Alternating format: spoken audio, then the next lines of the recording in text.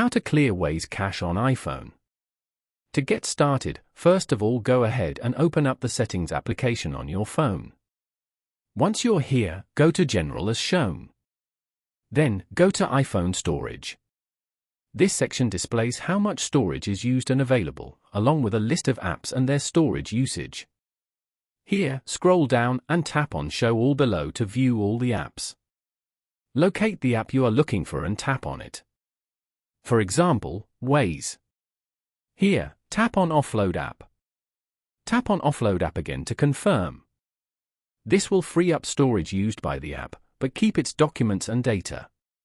You can reinstall the app from here whenever you want. Reinstalling the app will reinstate your data if the app is still available for download.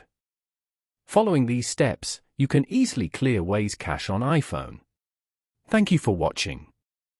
Please leave a like if this tutorial helped you, or leave a comment below if you have any questions related to the video.